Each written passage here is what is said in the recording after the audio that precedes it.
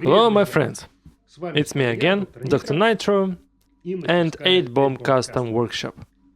Today, I'll present videos that already exist on my channel but were not translated into English. These three videos are about Relicking Les Paul double cut made by Valery Vaschenko. And there's lots of useful information about Relicking metallic parts, Relicking lacquer.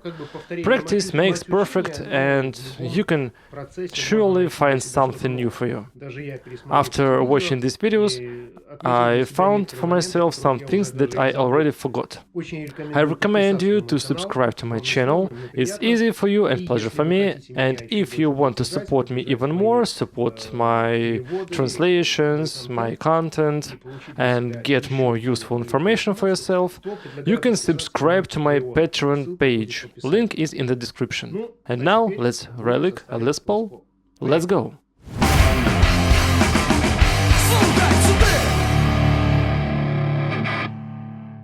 Hello, my friends.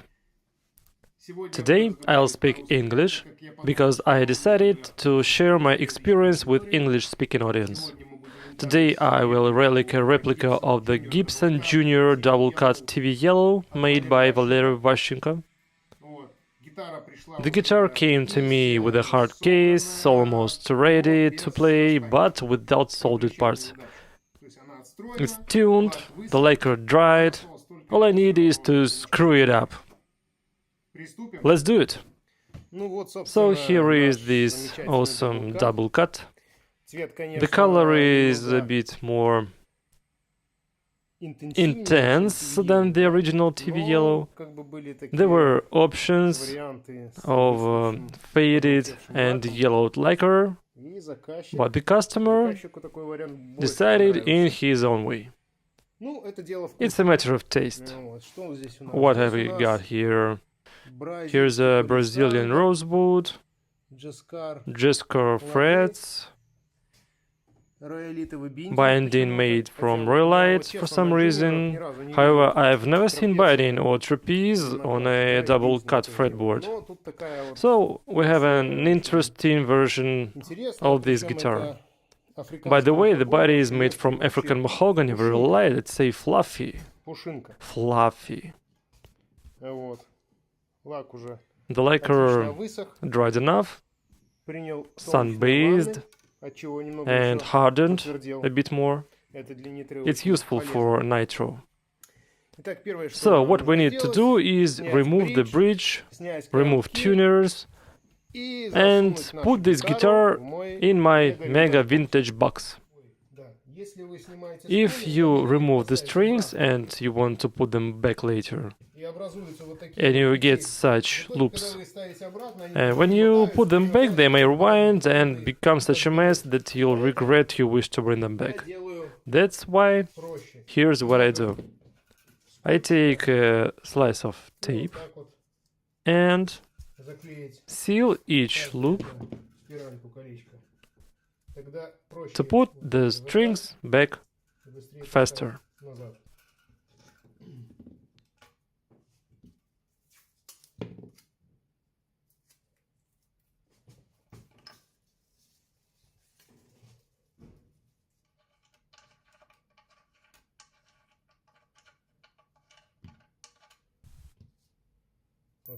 Okay.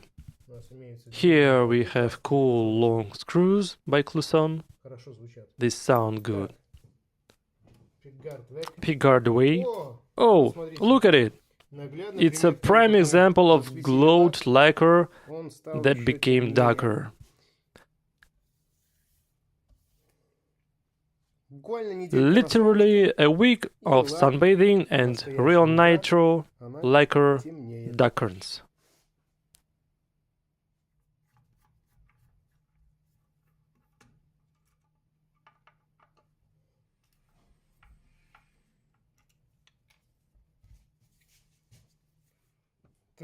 So, here's my Mega Vintage box. It is called Mega and Vintage because it can hold a Les Paul.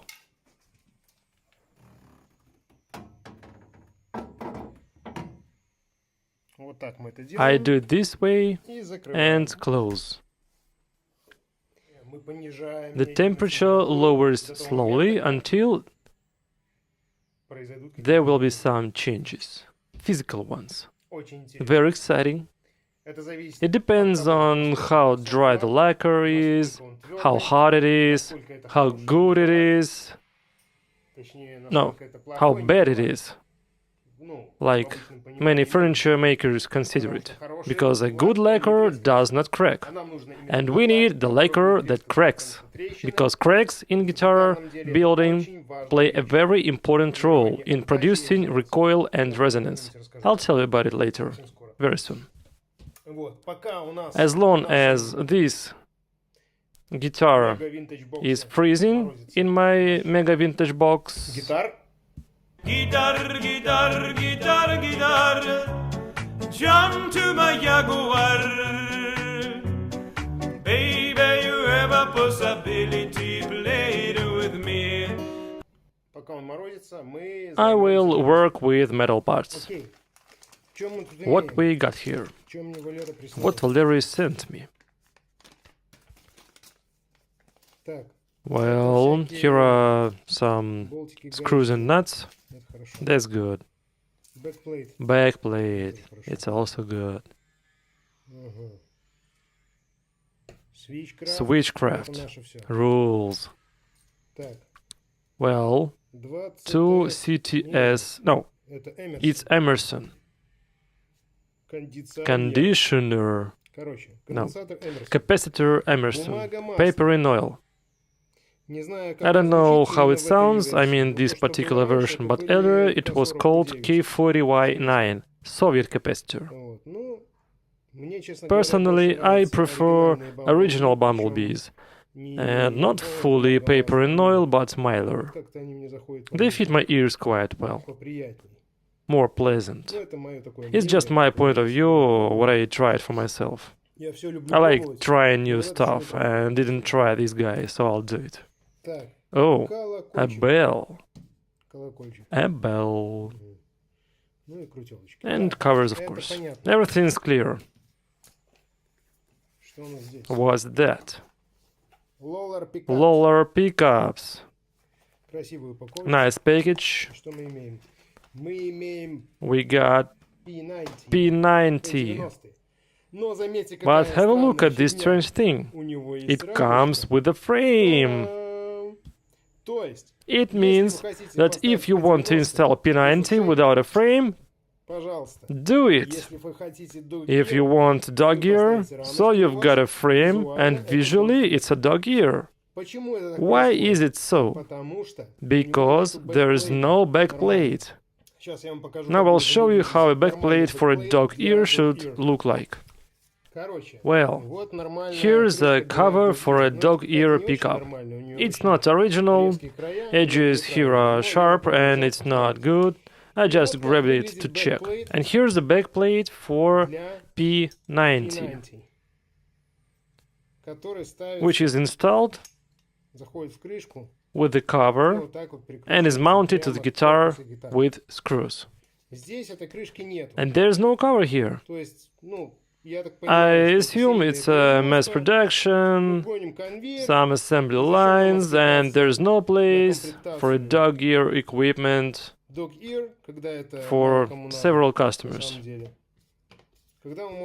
It's easier to produce just P90 pickups and additional plastic frames. Good idea. It will be interesting to compare Lawler cover with the original one, made in the 60s or early 70s. It's an original Gibson cover. There's a label about it. And basically, they are quite similar. They look like twins. I'd say they are twins.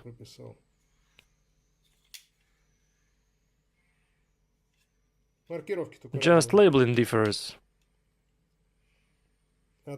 Even plastic thickness is similar. Nice cover. Roller pickups. So, what I will start with? I will start possibly with these awesome single line tuners. I have a special box with enriched uranium, which can do anything, for example, destroy anything.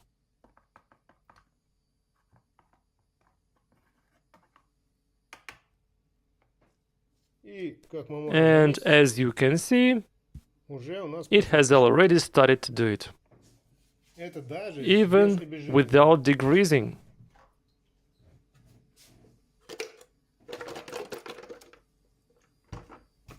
It's a special flushing which neutralizes this mega thrash.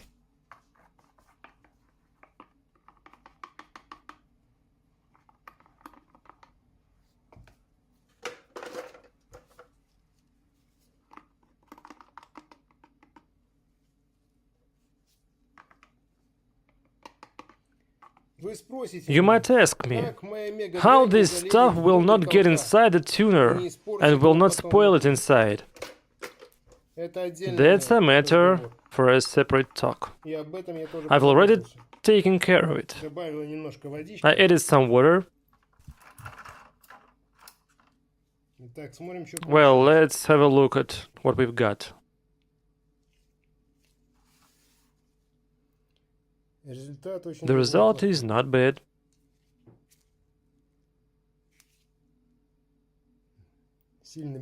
It became not so glossy. What I expected, but I'd rather apply a bit more of it. Well, enriched uranium goes away to the lead box. And I take deactivated tuners out of this bottle.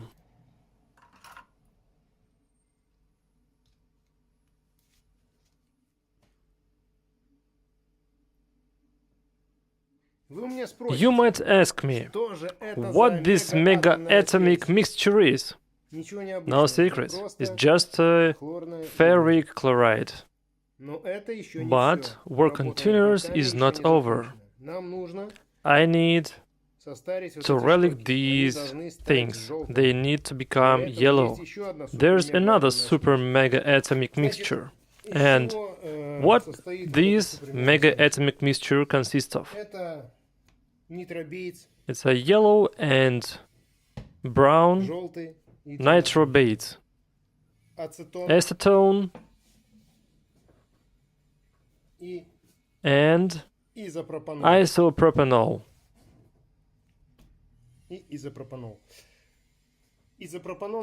The last one is needed to soften the corrosion effect of acetone. It means to simulate the timing of plastic melting so that I can apply paint to it without completely melting plastic. Paint gets inside plastic, and that's all. Not any plastic is good for this procedure. It's an experiment.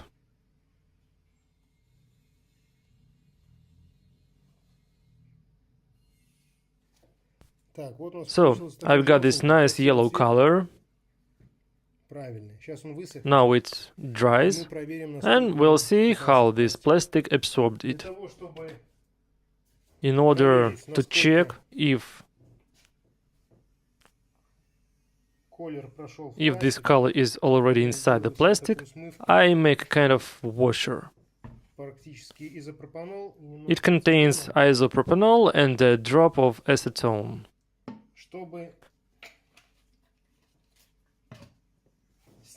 To remove the paint from the surface, but not from the inside.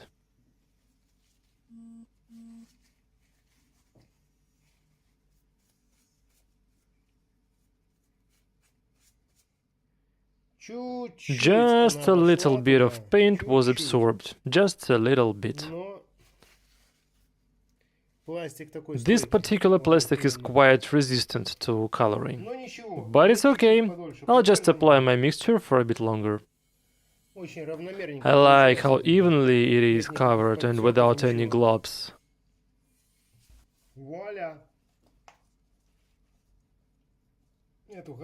I take this stuff away, just in case. Well, this is what we've got by now. Awesome, vintage tuners. And again, the result I got with these tuners is not over. Not over at all. It's just a kind of primer. I need to improve it more. For this purpose, I have a mix of acetone and isopropanol, and I simply dry off all extra paint that's left. In order to get the right coloring of all these thingies, I've got original tuners made in 1968. You can see how they look now. They work not so good though, but I can try to achieve the right color. A color of melted milk or buttermilk. I hate buttermilk. Isopropanol.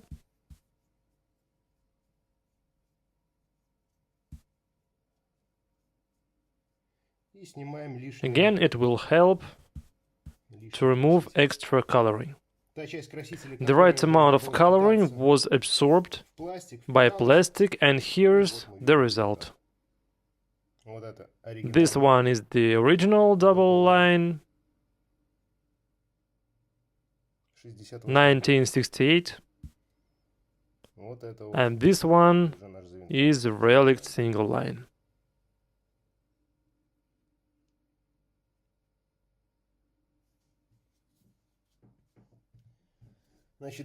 The next delicate fine-tuning is that I need to remove this extra iridescence. I use this soft circle and matte some areas. Just a bit, and very accurately, not to remove nickel up to copper. Finally, these tuners are ready, but many of you are still thinking of why I immersed the whole tuner into that radioactive stuff that could get inside the tuner and ruin it. Easy, guys. The tuner is lubricated inside thoroughly. And this brown shitty stuff will never be in contact with metallic parts inside. But to stay calm with this result, and to be aware that these tuners will not be oxidized in future, I'll throw them into this box and pour them with WD-40. It will wash away the chemical reaction totally.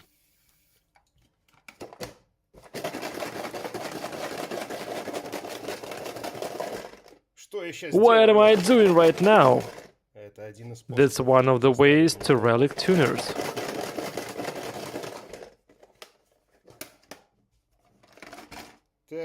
Let's see. Everything's fine. If there are any extra reactions left, they are neutralized. Oh, what a beauty. Right color, right texture. Well, the tuners are ready. Finished. I'll take the tuners away and start relicking these parts. My friends, thank you for watching. I believe this translated video was useful for you. I remind you about subscription to my channel, subscription to my Patreon. The next video will be ready in a couple of days, and now, rock and roll for all.